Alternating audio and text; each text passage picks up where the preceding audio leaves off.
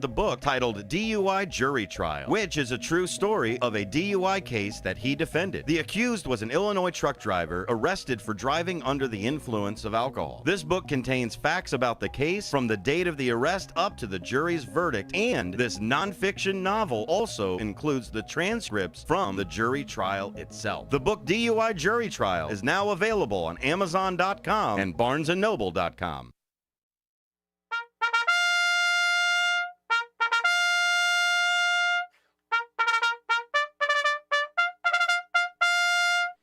Fix Bandits, comrades, this is the Chief Guard of the Republic Radio Shoutout Show with your co-hosts Mike Tooman and Paul Burvitt every Saturday noon to 1, WRMN, 1410 AM, the Fox River Valley Media Network.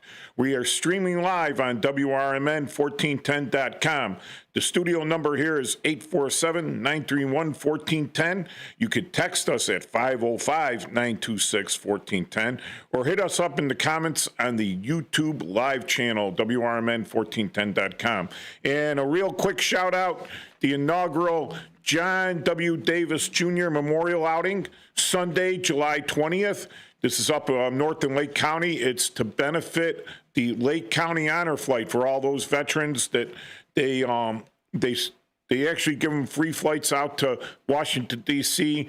to see all the memorials there. Not all the memorials, but many of the memorials and the museums. And it's a real great time for the veterans, and they really feel special, and it's well worth it. So you could go to LakeCountyHonorFlight.org. That's all one word, LakeCountyHonorFlight.org. You call them at 847-282-0374. So there's still time to get in on this golf outing at Foss Park Golf Course in that's up right to the west of Great Lakes Naval Base there. And what else do I got to say about that? That'll be a good time. Tickets are $100 each. You could also look them up on Eventbrite.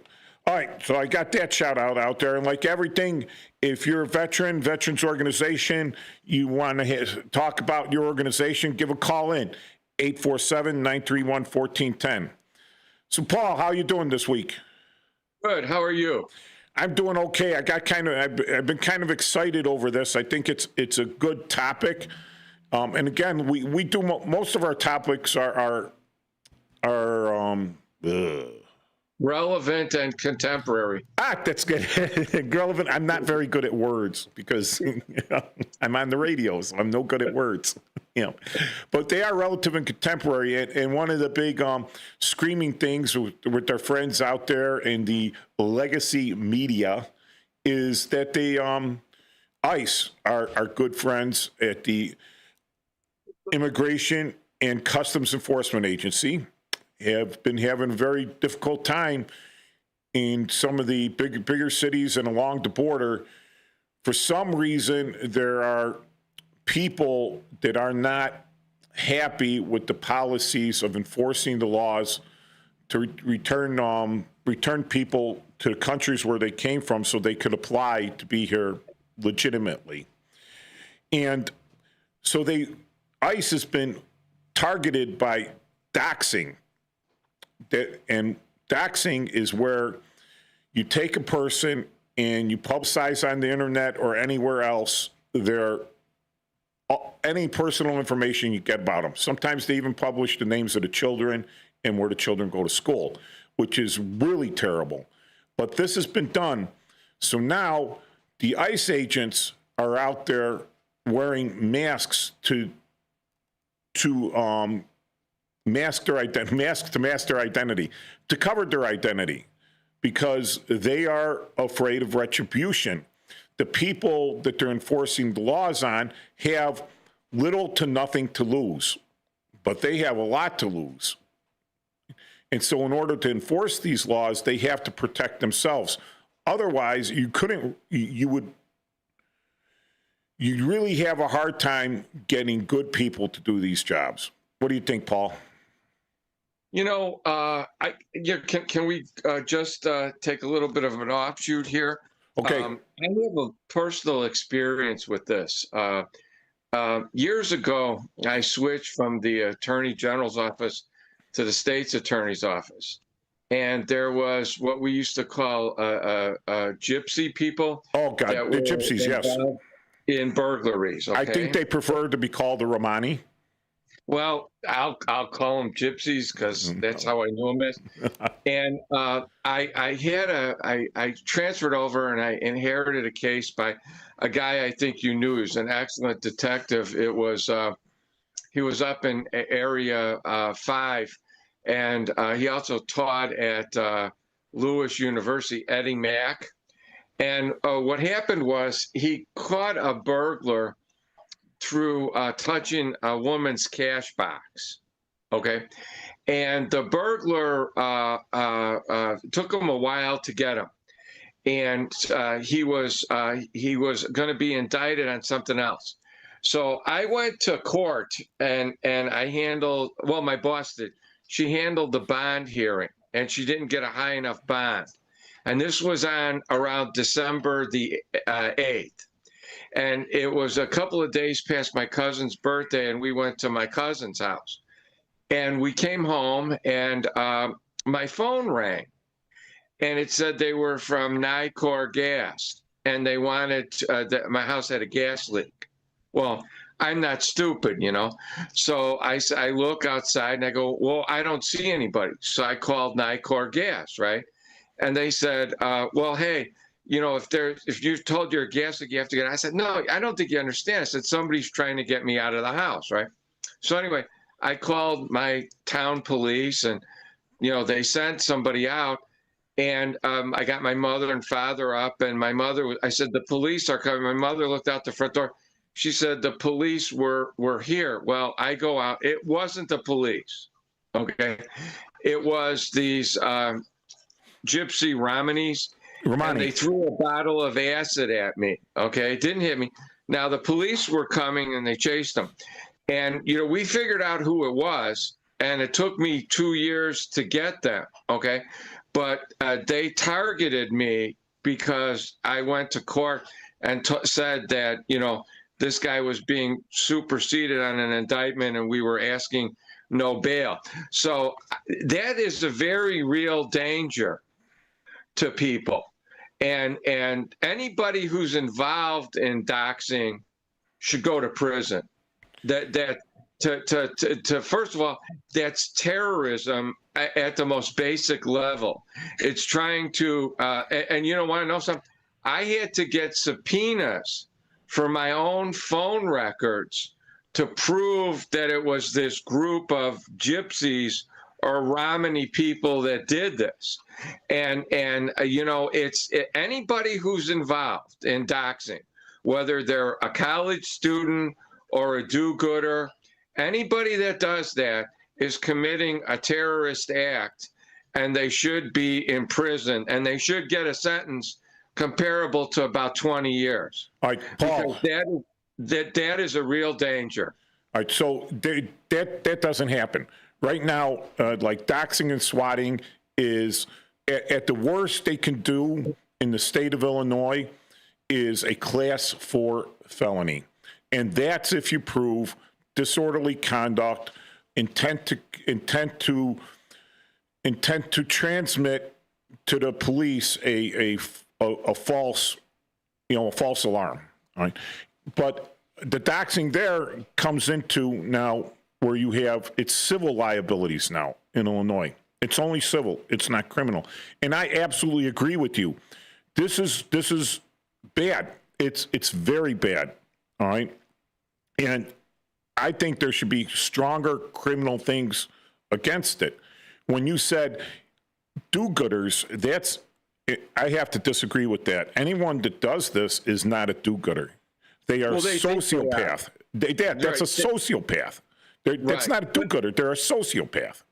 They're motivated by organizations, like whether it be unions or communist front organizations under the guise of providing freedom or something like that. But these are people that get sucked into this, that do participate in it, and and an example needs to be made of them. So these, and soon. so one of the things that you don't see a lot out there, except maybe in the ghettos or whatever, is I'm not out there randomly firing guns because, hey, my Second Amendment, blam, blam, blam, blam, blam, blam, blam, blam. I'm firing because, hey, I bought the ammunition, I own the guns. What the hell? I'm not aiming at everyone. I don't intend to hit anyone, but I'm not doing it. Why? Because aggravated discharge of a firearm, and I'm going to go to prison. All right? And people are going to go to prison, and those laws get enforced, right? And so people aren't out doing that, one, because they have sense, right? So if someone told them just to randomly do this and they did it, then they're a tool, all right? They're a tool. They're easily influenced. And I can make the argument that they're incompetent, that I could have them declared incompetent by the state because someone told them go out there and shoot a gun, and they said, hey, why not? And the doxing is, okay, it's maybe a hyperbole with the gun, but I wanted to get an example out there of some things you just don't do, right? You don't commit perjury, right?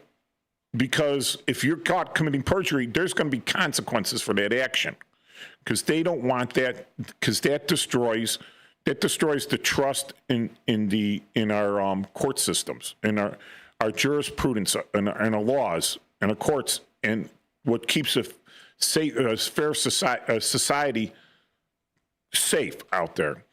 So, yes, absolutely. The thing is that it's a cowardly act. Yeah, it's a psychological operations act. You're threatening, and that is absolutely correct. It's terrorism.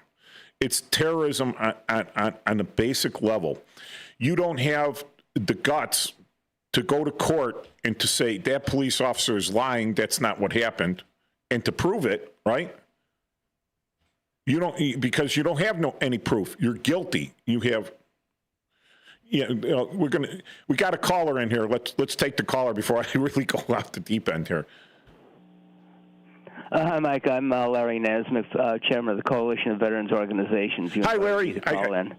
Larry's. I think I've met you at the Cook County, the VACCC, the Veterans Assistance Commission of Cook County, and I think some of the American Legion meetings too. And possibly, you've definitely been out to the Dunkin' Donuts veterans. No, I haven't. You haven't? That's a Dunkin' Donuts now. Oh, you got to come to Dunkin' Donuts every Tuesday, 9 a.m. at the Bunker Hill Woods over off Caldwell. Uh-huh.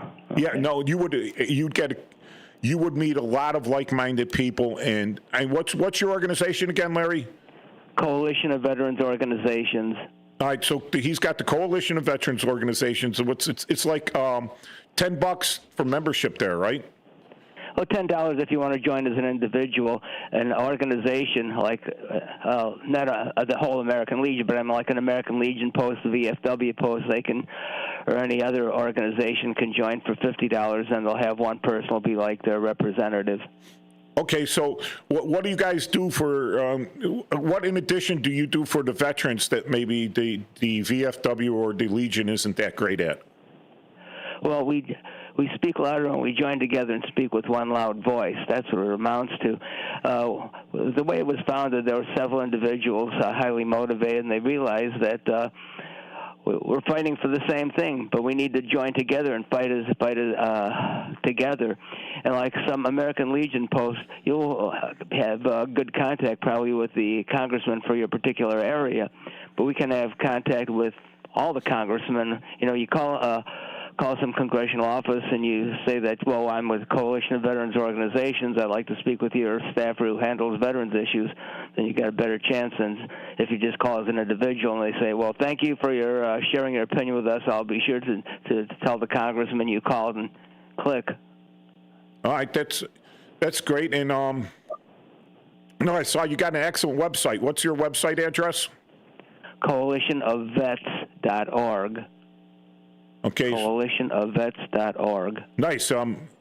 Got Matt just pulled it up, so if you when you see it on the YouTube channel, you'll see your webpage there, and I'm gonna link it on Post 104's webpage, and I'll probably, when we have a meeting, I'll probably be talking to our members about possibly joining your organization as a group. Oh, thank you so much. Yeah. And so, anything going recently or in the near future? Well, we fight for various issues. One that we've been fighting for quite a while is that the VA does only provides dental care for 15% of enrolled veterans. They have to be like 100% disabled, or a former POW, a couple other very restrictive things. Public doesn't realize that. They think that the VA takes care of everything. And the thing is, the VA in the long run would be saving money because poor dental care is related to many other medical problems like Alzheimer's, diabetes, heart disease, cancer, even COVID-19. And the American Institute for Dental Public Health estimates that for every dollar the VA would spend on dental care, they get $1 back on kidneys and $2 back on what they would have to spend on heart disease, not to mention alleviation of the suffering of the veterans. And something that we've learned is that, would you believe that you heard of the county care program, probably. Maybe you've seen it on TV or on the radio. Maybe you've seen their ads in Spanish on viaducts. You think that the person would think that they're just another healthcare organization like Harmony Healthcare or something like Oak Street Health. As it turns out, it's a Medicaid program, and of course you got to qualify for financial constraints, but you have to be a resident of the county. Resident means that you live here. We're a sanctuary county, which means that if you can earn your benefits by having illegally crossed into the United States. They could have dental care as part of their package, and if you're going to have a complete health program, then dental care should be a part of it. But the thing is, doesn't it seem that the people who earn their benefits through their service deserve at least as much as the people who earn their benefits by unlawfully entering the United States? Okay, so Larry, getting back to this dental care, all right? So I'm a 100% disabled veteran, so I would qualify for dental, yes. Yeah. But when I was putting in my disability claims, one of the things is I lost 3 teeth in the Army, for deployment. I lost 3 teeth, and I go to they sent me to a contractor, an outside contractor, to have them evaluate my teeth and everything, which aren't the best, right? A lot of stress, jaw grinding and everything from deployments. And he goes, well, what's your disability? This is the dentist, right? He goes, well, what's your disability? I go, well, you're kind of, I'm not an expert in this, but sometimes it hurts to chew, and I got to sleep with this night guard in all the time. And I got to be very careful because I've had like excruciating pain with this. And he goes, well, he gives me 0. He doesn't even give me a 0%. He says no disability. All right. And then he goes and tells me, he says, well, you got to tell the VA you need dental care. And this is before I had 100%. And then they'll send you to us because we're a provider for them. And I'm thinking to this guy, I'm looking at this guy there, and I'm saying, afterwards, after I got the no disability, I says, well, how does he expect me to come back to him now that, come back to him now that the VA, that he didn't give me a dental disability? So these dentists, this guy seemed very angry because I was just in there for a consultation. It seemed like it was a waste of his time. And then he's trying to tell me that all of his other buddies are doing this. Well, all of his other buddies are probably giving the soldiers a disability, a percentage rate. Once you get a disability percentage, and like 0% is a percentage, right? Then the VA is going to grant you care. But a lot of people do not apply for dental disability, right? They just, they don't do it, they don't even think of it, and I know my dad had, he applied the VA for disability because he lost a lot of his teeth when he smashed into a German roof as a paratrooper. But that was, in between wars. He was over there in Germany in the 50s. But, he had a disability for his teeth because he lost a couple. But that is a very good thing. And you're absolutely right.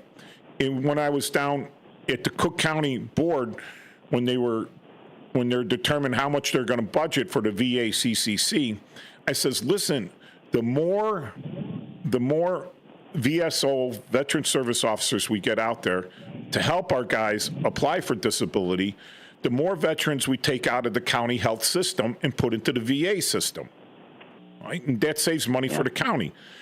And I agree with you. There's nothing wrong with what you're saying. So if you're applying for disability, all right, listen to Larry here, you should also put in for the dental disability. And that would, the only trouble is that Hines, with the amount of veterans there, and you're right, it's a compounding of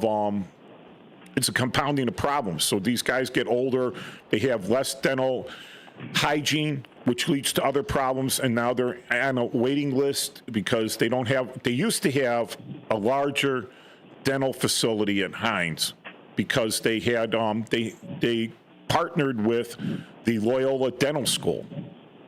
All right. And so these doctors working at Loyola were coming over and basically double dipping and working in Hines. So that's a great project to work on, and you're absolutely right. I hope people out there hear that, and when they hear about things like that, like dental for veterans. Well, what needs to happen is Congress has a bill. There's a bill, H.R. 210, which would require the VA to treat dental care like every other medical specialty. So we don't say provide us with dental care. We say treat it like every other medical specialty. Why should it be treated any differently? And actually, when you think about it, not everybody needs, care for cancer or podiatry or dermatology or something, or what they call it, sex changes or anything like that. Or, excuse me, I got to be politically correct, gender affirming surgery. Well, okay, not everybody needs that, but everybody needs dental care. Yes. Yeah, you're correct. I'm not arguing with you on this. Dental care is essential. It's so, and when you're in the military, they make it such a pain in the butt, right? It's you want to go get a dental appointment. So I'm in Germany, and I'm going to be over there for a year, and they give me a dental appointment for 5 months away. I'm like, okay, 5 months, and I'm on active duty, and it's a 5-month wait. You're like, what? The only way you go in there is if you're in such excruciating pain that it's the actual medical emergency. But to get in there to have dental hygiene or something, it's a long wait. You are, and then you're competing with the children and dependents of other soldiers because they're all treated at the same hospital. All right. And you got anything else for us, Larry? Well, you have to understand that when we contact the congressman for different things, such as that project, a lot of times they thank us because they didn't even know about some of the things that we're telling them. So that helps. So you contact congressional office, you ask for the staffer who handles veterans. And they're the ones you need to talk to. Of course, when you talk to the local offices, they're concerned more with constituent services, while the D.C. offices are concerned more with legislation. But it's good to have the relationship with the local one because they speak to their counterpart on the D.C. level. Yes, and they all, all these military guys, they all call and they talk to the same colonels on the congressional floor, and they could share information. They all have these problems, and the colonels, they're a good source of information because they say, hey, we're getting all these inquiries about this. I've worked at the Pentagon, and I've had 3-star generals that were clueless as what was happening on the ground floor of the military. Exactly. And the thing is, veterans... We got to go to break, Larry. Okay, sorry. Thank you. All right, we're back with the Chief Guard of the Republic Radio Shout-Out Show. Co-hosts Mike Tooman and Paul Burvid. Do we still have that caller Bob online? Okay. Hello, Bob. Hi. I've missed a great deal of your program today, unfortunately, but I did want to get in with some of my experiences with the VA. Okay. First of all, my military history, I was in the Naval Reserve, went on active duty during the Korean War for 2 years, was in the submarine service. When I was at New London, Connecticut, for training, they have a simulation there in a water tower, a 100-foot tower that's filled with water, to simulate an escape from a submarine.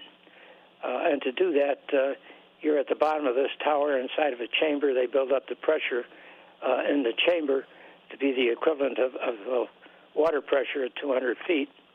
And then you go into the water and you ascend up to the top, simulating an escape from a submarine. My problem was that I was having some difficulty equalizing the chamber between my inner ear and outer ear. My eustachian tube was plugged up, and I was in a great deal of pain as they were building up the pressure. And finally, the guy who was in charge looked at me. He says, "You're having a problem?" I says, "Yeah, I got a lot of pain here." And he says, "Well, you hold your nose and with your fingers and blow." And I tried that, and that didn't do any good. Finally, he said, I told him, I says, "The pain is getting much worse." And he says, "Okay." He says, "We'll get you out of here." They put me in the decompression chamber, and that was it. I was done for that test. But I never noticed anything until after I was out of the service for maybe 5 or 6 years that I felt that I was having a little bit of a hearing problem in one ear, but it really wasn't much of a problem. But I was making calls with hospitals as part of my job, and so I was working in the area where the VA was in Chicago, and so I stopped in and thought I would have a hearing test done. So they said, "Yeah, you can come in for a hearing test. You'll be here at 8 o'clock on such and such a morning, and you'll be able to get out of here before 10 o'clock or so." I did, and finally there was about 6 people that were waiting to see the doctor, and they would go in and out of his office and go from there wherever he sent them. When my turn came, doctor had me sit across the desk from him. He says, "What's your problem?" And I gave him the history I gave you. He says, "Well, you want a hearing test?" And I said, "Yes, sir." He says, "Okay, fine." He says, "Go stand in the corner, face the corner, and cover your left ear with your hand." And I looked at him. He says, "Do as I tell you. Go in the corner, cover your left ear with your hand." I said, "Okay, fine." He says, "What's your name?" I turned around and looked at him. He says, "Damn it, it's in the corner. What's your name?" I turned around and says, "Bob Balsamo." He says, "Fine." He says, "Now cover your other ear with your other hand." And he says, "Where do you live?" I says, "South Elton." He turned around and he says, "Nothing wrong with your hearing." They're very scientific of them there, very scientific, And, my dad was in field artillery, and he had a lot of hearing loss, especially at the deep end, the kaboom, kaboom, kaboom. And I've had hearing loss from being electronic warfare, listening in on the stuff, plus driving the trucks and everything else. So that's the old days. How many times did you sit behind in the booth with the phantom beep machine, where they tell you hit the button when you hear the beep? Yeah. And you don't realize, you don't know whether you hear the beep or whether you think you hear the beep. You're not sure, and you're like, suggestion. Yeah, the hearing loss. Response. Hearing loss is that's across the military, and that's only part of my experience. That's the funny part. Yeah. I found out back then that if you go to the VA, unless you have a disability, it's going to cost you. Well, you do. Okay, so you're entitled to a VA, but they usually do it on a sliding scale, right? Right. A sliding scale. Now, if you have your own private insurance, they'll charge you insurance and really won't charge you anything, or a very small co-payment, right? And also your prescriptions are a lot cheaper with the VA. But if you have a service-related disability, like let's say they proved hearing loss and you had hearing loss and you needed like hearing aids, well, those would be provided to you by the VA at no cost because you have that disability. But like Larry was saying earlier, if you go in there and you're looking for dental care, that not so much because you don't have a service-related disability with that. Right. So anyway, I want to update you now. Okay. Many years later, it's getting pretty obvious to me that that I'm having problems. So I decided. I have a couple of friends that my younger brother. One end, he was in the Air Force. He was an Air Force mechanic. And he was working around airplane engines. They made a lot of noise. He went in to have his hearing test, and he claimed a disability, and he's getting about $150 a month in disability pay. But anyway, when I finally decided that I'm going to need hearing aids, stop kidding myself, I made a call to the Illinois Veterans Administration and got a hold of a guy who is a local man, covers most of northern Illinois. He's a veteran service officer, correct? Right. A VSO. Right, and the only reason why I wanted him, I wanted to know how to go about making an appointment and where I could go. Well, he suggested I could go either to Hines or to Bobby Brown, West Side. Yeah, but anyway, the closest one was in Roselle, and I said, okay, let's just hop, chip, and jump, you know. So anyway, we made an appointment there, and I went in and got a hearing test and so on and so forth. Much to surprise, I got a bill for $50 for the hearing test. And I called up and I said, well, they didn't ask me if I had any insurance or anything. You know, they just gave me the test and gave me a bill. They said, well, give us the insurance information. We'll see if we can't get you credited for that. But I got the hearing aids, and I've been using them now for 3 or 4 days, and they seem to work quite well. And the guy from Illinois filled out the paperwork for me for his information, and he says, "Now this is a service-related disability," and I says, "Well, after 50 years, you know, of getting along fine, I really can't claim it was a disability at any point in time. So in good conscience, I can't make a disability claim." Okay. And I knew that the hearing aids were going to be free, and I figured, well, that's a big enough chunk for me to take out of the government for being a veteran. But the thing is that the treatment that I got now is a hell of a lot better than it was 35 years or 40 years ago when I went. Because you know, they're holding the VA to some sort of accountability now. All right, there's like, I've noticed the difference. I was in for 38 years. I've been going to the VA since the 80s, all right, the 1980s, and I've noticed a marked difference in the way you're treated. So I'm glad that you're a very proud veteran. Thank you for your service in the Navy. And I'm glad that you're proud enough not to claim a disability, but I still think, after you told me your initial story, that that's definitely a disability. That's like someone poking your ear with a pencil, you know?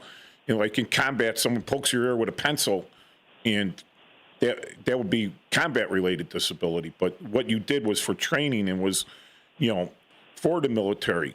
A normal person wouldn't go into that pressure thing and pop their ears. Well, the fact of the matter is that it has never been a disability. I think at my age, I would need hearing aids regardless of previous. But the one ear that I was having all the trouble with, you know, and the doctor looked at it. They had a doctor there that looked at my ear right away. He says, "It's a good thing you got out of there." He says, "You damn near ruptured your eardrum." So anyway, that's my story for what it's worth. Thank you so much, Bob. And again, thank you for your service. My pleasure. Take care. So, Paul. Yes. We got the other Larry on? We got another caller. All right. Good. Welcome. Hello. Hello, who's calling? Hi, my name is Lisa Madden. I'm president of Lake County Honor Flight. Nice. We just talked about your honor flight thing right when we opened up. So great, tell us about the Foss Park Golf Course. Well, the event is taking place a week from tomorrow, actually, Sunday, July 20th. It is at the Foss Park Golf Course in North Chicago, Illinois. That's 3124 Argonne Drive in North Chicago. Registration starts at 12. This is actually, it's called the inaugural John W. Davis Jr. Memorial Golf Outing. So it's the very first one that we're hosting. So we're really excited about it.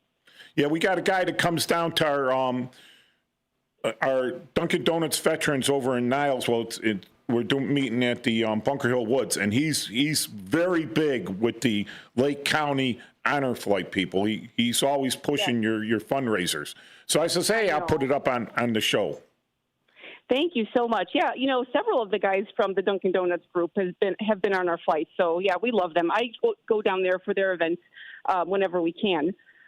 Yeah, we love them. All right. So was this Foss Park Golf Course, was it originally part of Great Lakes? Because I know they opened up most of the military golf courses for the public to use. I'm honestly not sure of the answer to that question. I'm not sure myself. Because when I looked at the map of where it was, it's right on the west end of Great Lakes. Oh, okay. You know what? I'm sorry. I don't know the answer to that. I feel like I knew the answer to that, and I just don't remember at the moment. But Foss Park Golf Course is where we actually do our departures for our flight. So they've been very good to us, throughout the years. And John Davis Jr., he was a volunteer there. He was an avid golfer, first of all.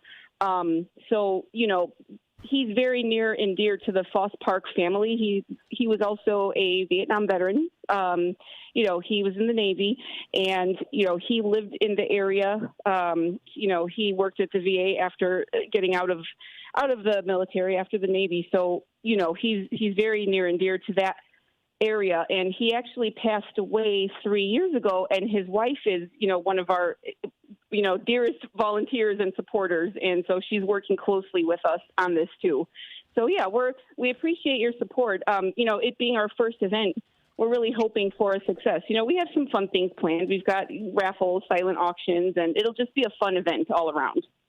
Yeah, so if you're up north there or down south there or anywhere in the listening, or you're coming in from Australia and you're listening to us on the internet, and you're coming in for Australia and you're going to have a layover at O'Hare and you want to have a good time golfing, sign up on Eventbrite. Look it up on Eventbrite on Sunday, July 20th, up in North Chicago. Don't let the North Chicago fool you. There's different parts of North Chicago. Anyways. Yes, a lot of people assume oh, that's Chicago. No, not the city of Chicago. We're actually, North Chicago, which is next to Waukegan. So we're almost at the Wisconsin border. Yeah. There is a North Chicago. And, you can also check out our website too, which is LakeCountyHonorFlight.org. Yes. It's under our events tab. I think it's third down. You click on events and kind of scroll. It's the third event down. Because the first event is actually our next honor flight, which is August 1st. So you'll see that first. Yeah, so Matt just pulled that up. And it's also linked on my American Legion webpage, so post104.org in the events section. I scanned this in and linked it. Yeah, there it is. Thank you so much. And, of course, all the proceeds go towards taking our veterans to Washington, D.C. for their honor flights. We fundraise all year because we're 100% funded, by donations. So it all goes to the veterans. Yeah, I went as an escort for my cousin because, I came in 1982 and they're not doing anything except the Vietnam era, which is 1975 and before. Right. Right. And my cousin was, my cousin's husband was going on the honor flight, and he asked for me to go as an escort for him. And of course, the escorts don't go for free. That came out of my pocket, but it was It was worth doing it. So. Oh, same here. That's how I started. I was a guardian in 2017. So same thing. I kind of didn't know what to expect. I knew a little bit about the honor flights, and but I wanted to get involved, and I went as a guardian, and it really that was the beginning. I was just hooked then. It was just such a great organization. So so after in July, what would they be? July 26th, you should call in and let us know how it all went. Yeah, I will do that. Yeah, so that's the following Saturday. I definitely will. All right. Yeah, thank you. Thank you. Thank you. Good luck. Very nice. All right, Paul. So we were on the doxing there, and I was saying how it's a cowardly act, all right? Because you're not standing up for yourself. You're not standing up, and the people that do it, they're not saying that my name. I'm not getting on television, right? National television. I'm not getting on my podcast. I'm not putting my address, my name out there and everything else. And I'm saying, this is where this guy lives, right? This is where his kids go to school. This is where all that is. And by the way, this is where I live, and this is, where my kids go to school and everything. All right. Right. I just do that from a position of anonymity. All right. And that's what terrorists do. They're anonymous. Right. All right. People seem to be a lot braver when no one knows who they are, or they think that no one could track them down. Or in the worst case is when they realize there's no repercussions for their actions. It's not like Mike Tyson said, it's all fun and games until someone punches you in the face. Right. You can have the biggest mouth in the world, but all of a sudden you show up and you get punched in the face. So when we hit, and now they want to dox these agents and these National Guard guys and the police that are going out there to try to maintain civil order. And they're claiming, this is tyranny, that we're being oppressed, that this is a martial law, and that it's fascism. Actually, what they're doing is fascism. It's fascist tactics that they're using, right? And again, terrorism. The ultimate goal of terrorism is to make the government so oppressive that anything else looks better. Right. All right. So so that's doxing, right? And it, the people that do it, the good doers, the manipulated ones. The manipulated ones, the simple people, the tools, right? The sheep, right? The cattle that you stampede into the enemy camp, right? They don't know what they're doing. They're just stampeding, right? But if I machine gun, if I stand in front of those cattle and volley fire into them to protect the camp, then all of a sudden I'm the bad guy because I'm killing innocent animals, right? Right. So you're kind of stuck in the middle there.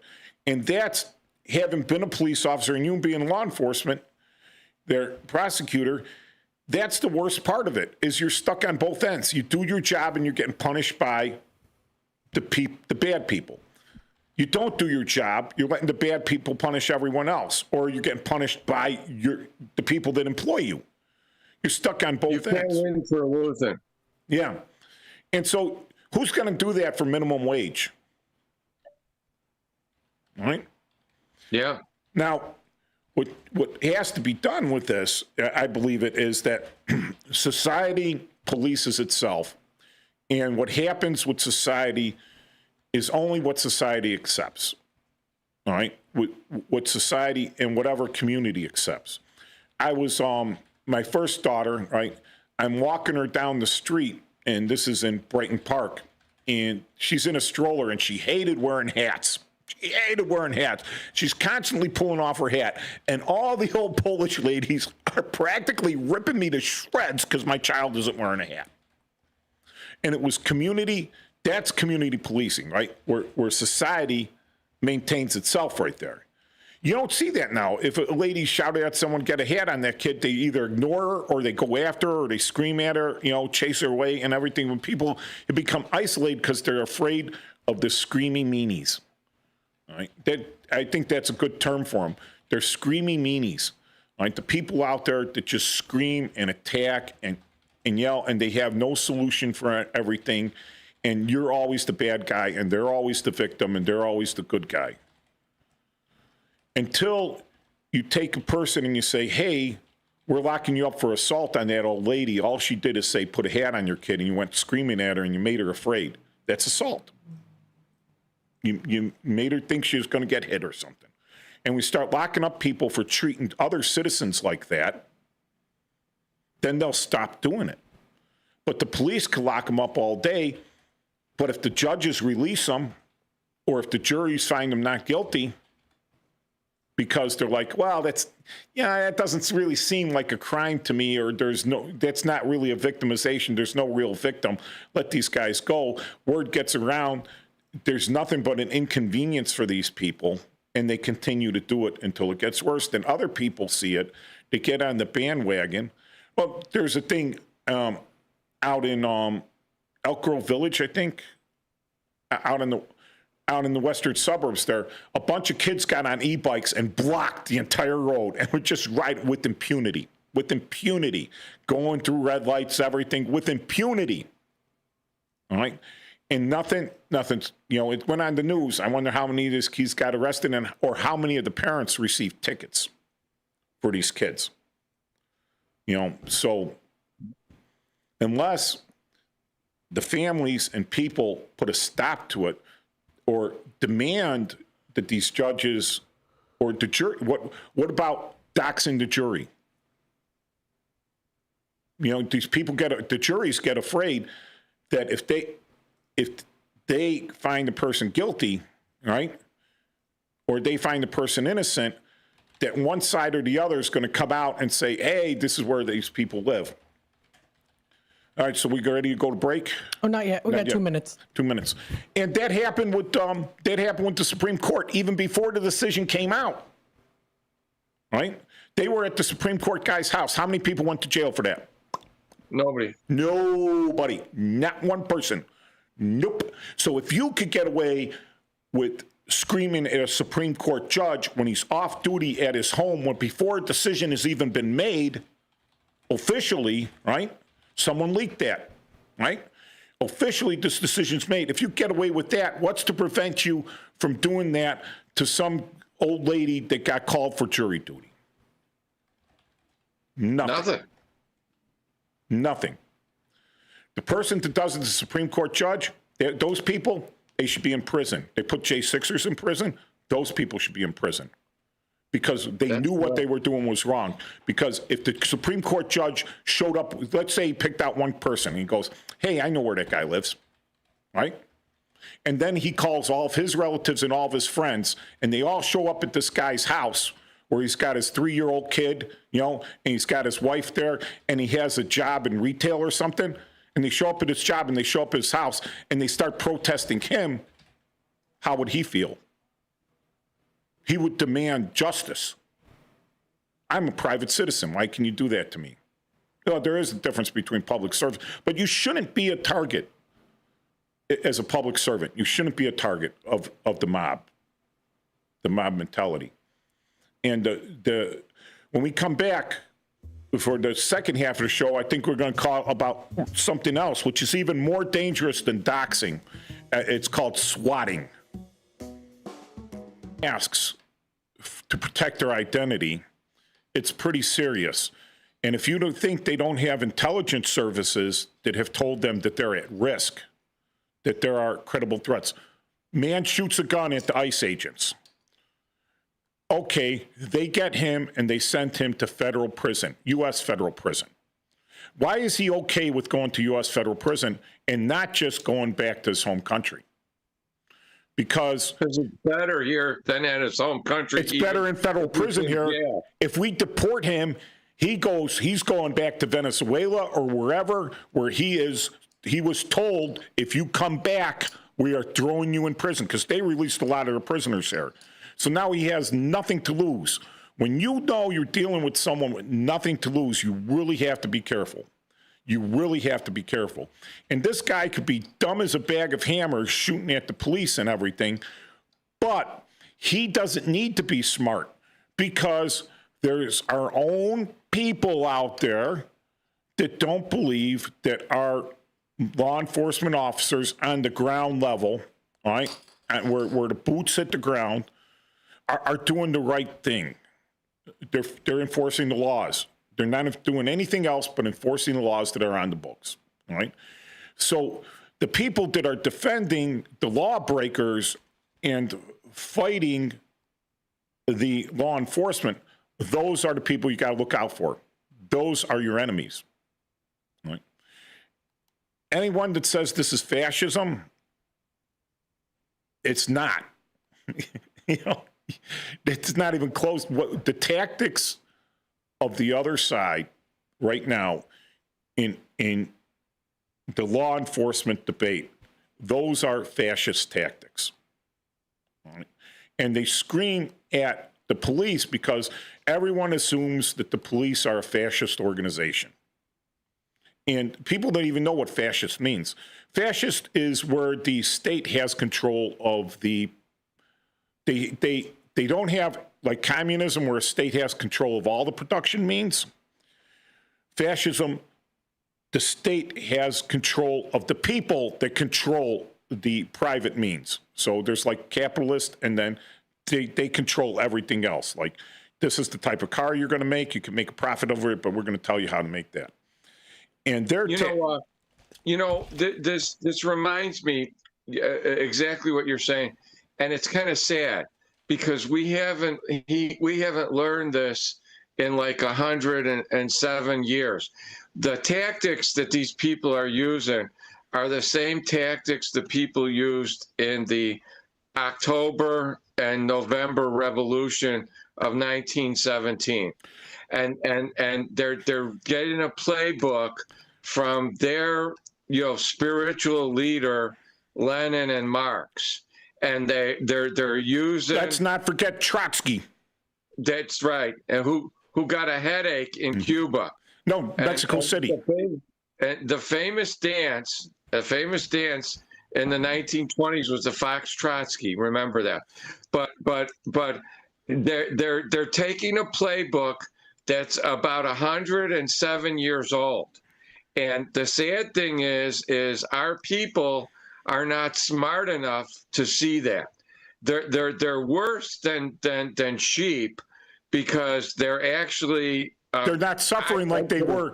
They're not suffering like they were in 1917 in Russia, that had been at war for 3 years, all right? That had not a corrupt so much the czar, had an ineffectual, impotent czar, all right? He was impotent and ineffectual, and it was the actual capitalists, all right, the business owners, all right, the production teams that actually made him abdicate.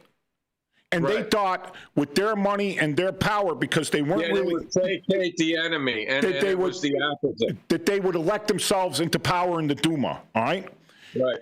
But you had Trotsky and Lenin, and Trotsky flooded the Duma with his people, and they voted down these business owners. They voted them down, and they took over the government because they had more people in the Duma. That's where the Bolshevik comes from. Bolshoi, the larger percentage. These business owners were the Mensheviks, the minority. The minority. All right? So all he did was, it's like when you have a union meeting, right? And normally just your representatives show up there, but someone wants to pass something, and they know that the union isn't going to, the full-timers in the rank and file, the people in the union, the officers in the union want to pass something, or they don't want to pass something, but the rank and file want to pass it. So suddenly, when normally only 100 people show up for this meeting, you got 1,000 people there. And 900 of them are shouting down to 100 and saying, this is what we want. That's what happened in the Duma, all right? Right. And that's what you get now in New York, right? You throw a bunch of people in there. They throw out the Mensheviks, the current mayor who's impotent, right? The former governor that decided to run, right? And now you got the Republican guy. After he was thrown out of office, by the way. What? The governor. He was thrown out of office as the governor. Yeah, because maybe I'm good enough to be mayor, Anyways, so these three, all right, well, the two there, the governor and the current mayor, split the ticket, and what comes? Your Bolshevik guy comes in. Yeah, the commie guy, The commie guy. But he got the most there, right? If one or the other of them hadn't run, and it's all egos or whatever, or maybe they were, okay, we're not trying, I'm getting political. They split the vote. In other words, it's a tactic. They split the vote. It's a tactic. All right. And you're going to, this is a tactic, right? If you create fear and don't let people come out to vote too, that's a tactic. All right. If you create a fake or a problem. Straw man issue, a phony issue. Issues. All right. We got another caller. Yeah, don't let me get, who's there? Hello? Hi, this is Art. Art. Yes, from Logan Square, and I'm going to say some nice things about Officer Eddie Mack. Okay. If I could. Yeah, go ahead. Years ago, I come home one day, and my father was very mature and showed strong leadership. He said to me, "Sit down, I want to talk to you." And he says, "Your mother's okay, I'm okay, nobody's hurt. The police were here, and we got robbed." So he released it to me very calmly to tell me that my mother let some people in the house to check the water pressure, and it was some gypsies, and they robbed us, but everybody's okay. Well, thank God, because the way you first worded it, I thought that the police robbed them. No. And what happened, so nothing comes of it. Stuff was stolen. We didn't know, but we were, okay. And my mother fell for their, spiel about, coming into the house and checking the water pressure and stuff like that. So then months ago, if not a year later, I get contacted by Officer Eddie Mack, and he says he wants to come and talk to me. And him and his friend, Officer Fitzgerald, come to my parents' house, and nobody's home. They're talking to me. He says, "We caught the people who robbed your parents. It's a gypsy, and he was in court today. And part of his plea bargain to get out of getting convicted or going to jail was that he's going to make reparations to someone." And my mother's name came up. I don't know if Officer Mack brought it up or if the gypsy brought it up. And he says, "They're going to make reparations to you. So today we got to go over, and you're going to get money back." And I don't know if this is real or if this is an episode from the Twilight Zone or something. And I says, "Okay." And we get in the unmarked car, and they drive me to the lawyer's location west of like the Brickyard Mall in Chicago. And he says, "Art, you're going to go there. I don't want you to say anything. I don't want you to ask any questions or talk anything. But the gypsy's going to come there, and he's going to pay you cash, $2,500 in $100 bills." And I says, "I still don't believe any of this." So we go to the lawyer's office, and it's like a shady lawyer, and I'm sitting You're going to there, have to narrow it down a bit. Sorry. Okay. No, that's all right. Yeah, the thief comes up, and they just parked their gypsy car in the middle, dropped the driveway and everything.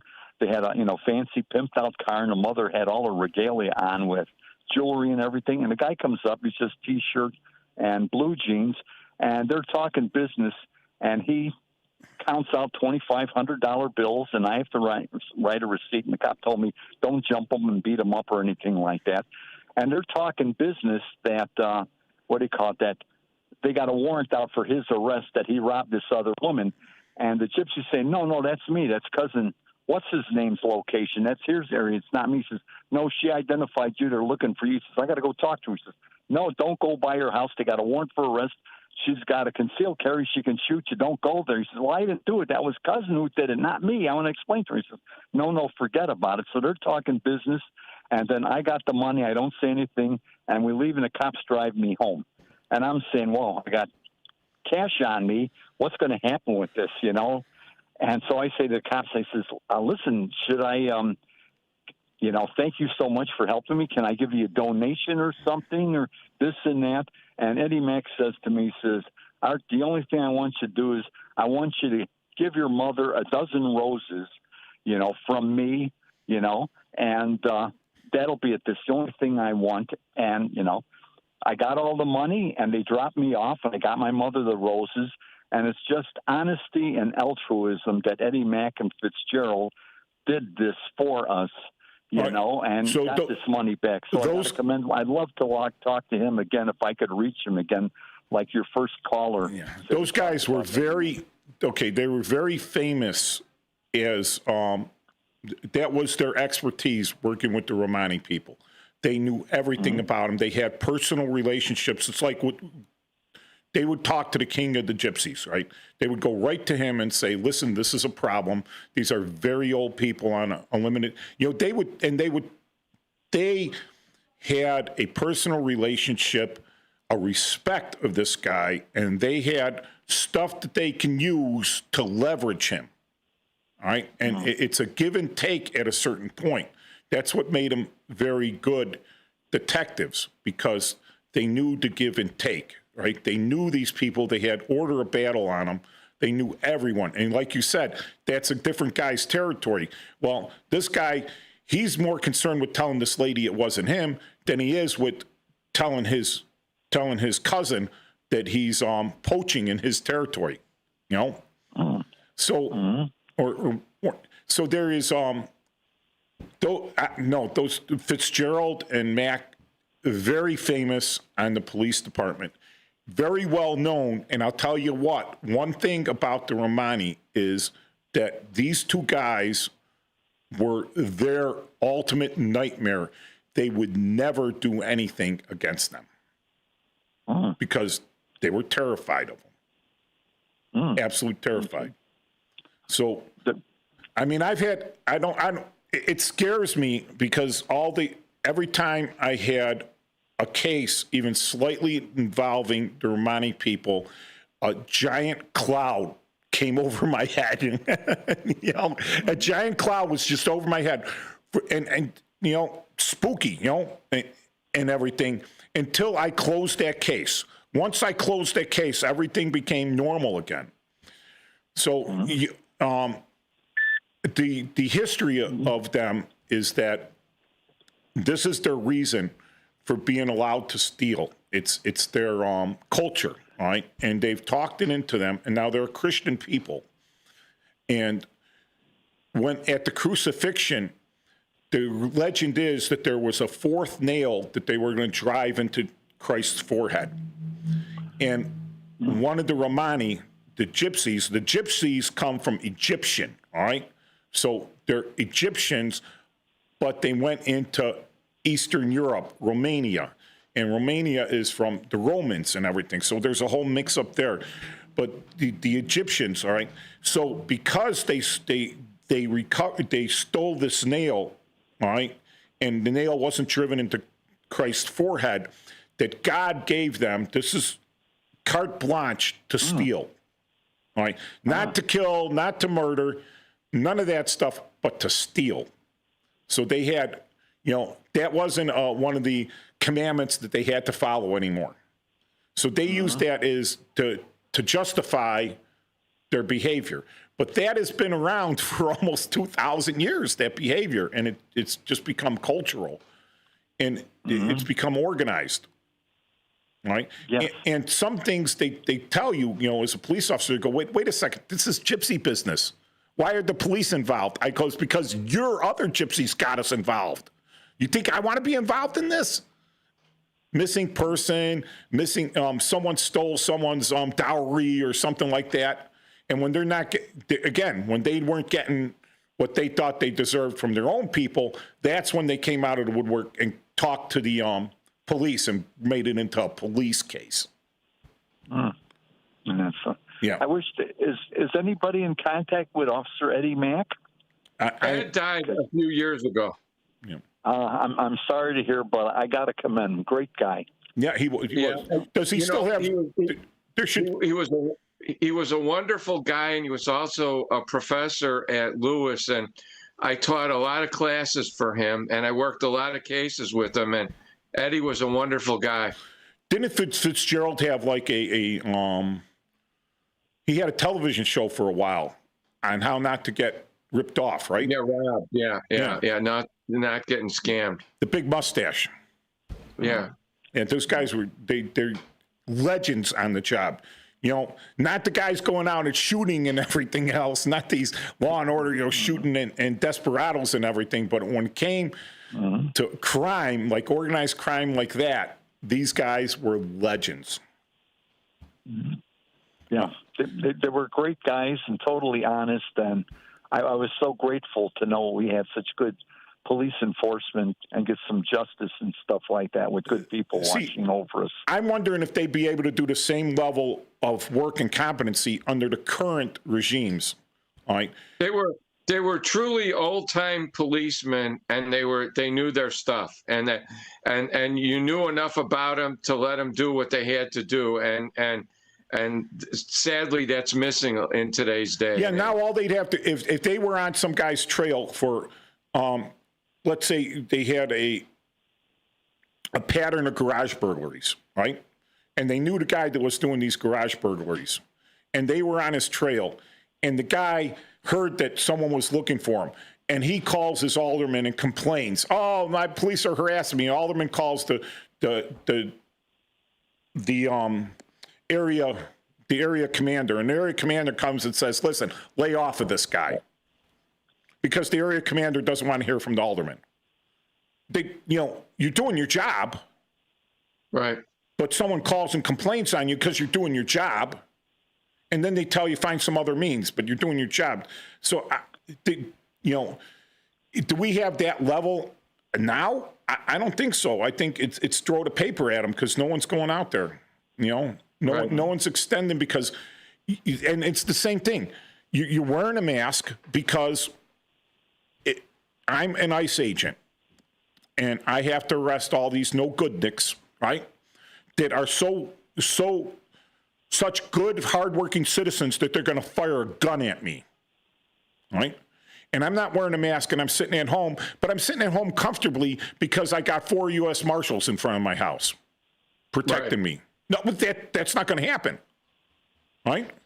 So what's the only thing that can protect me? Anonymity. The same anonymity that the doxers and the swatters use, but not the same.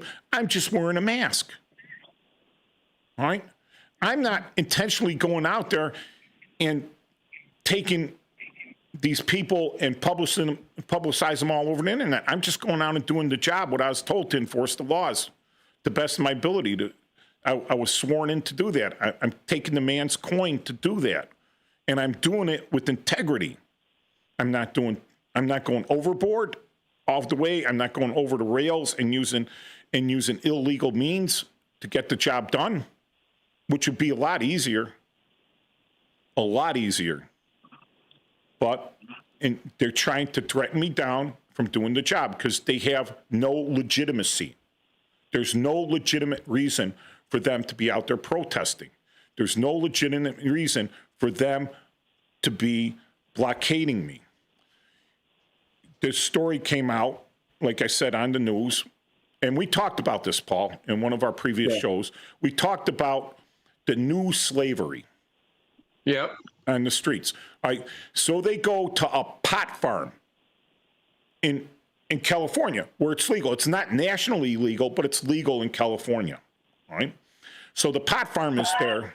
All right, and they go and they got a lot of illegal workers working there.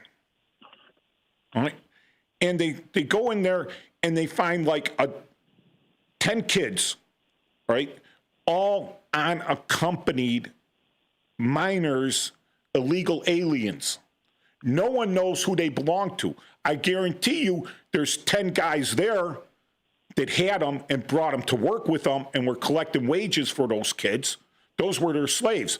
But when ICE came in and rounded them all up, they go, "Oh, those kids aren't mine." Now they're like young kids and they're putting them separate from these adults and they're saying, "Oh, they're unaccompanied." But someone brought them there and was trafficking them. Not only that, that pot farm known or should have known that those children weren't legal workers. Someone should have been out there watching it. So what the government should do, they should absolutely seize that entire farm. Seize all the crops, burn them because they're against the law, and everyone that's invested in that can lose all their money. That's how it should be. And are we going to see that? Because that would be legit. That would be legit. And all these people with the crocodile tears should be screaming, "We want the slave owners locked up. We want the slave owners locked up." And who are those 10 kids? Someone call me and tell me I'm wrong that those 10 kids weren't slaves.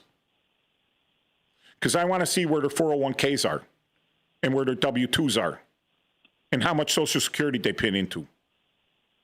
Those children were slaves. Mm-hmm. And what work permit did they get? Yeah. We got another call in. Maybe someone's going to tell me they weren't slaves. They dropped. Oh, they dropped. All right.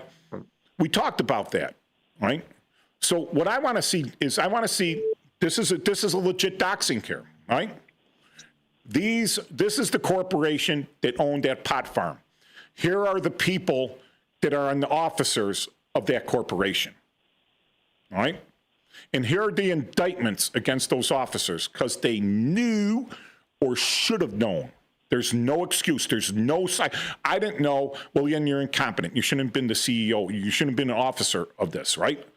You knew or should have known. You have to have liability. And the federal government, not for pot, for human trafficking. Yeah. Charge them all with human trafficking. What were they going to put P. Diddy in prison for? Trafficking. Human trafficking, right? Yeah. But what did he get? Transportation. Yeah. Lesser charge. But human trafficking, go after these guys. At the least, make them spend a bunch of that pot money, right, to defend themselves. Make some lawyers richer. And then the lawyers will pay income taxes on what they made off these guys. Right. Federal income taxes, legitify the money. All right. So next week we'll find a topic. You know what? We don't have to find the topic because the topic's fine. They find out. They find us. It finds out. Yeah. Have a great week.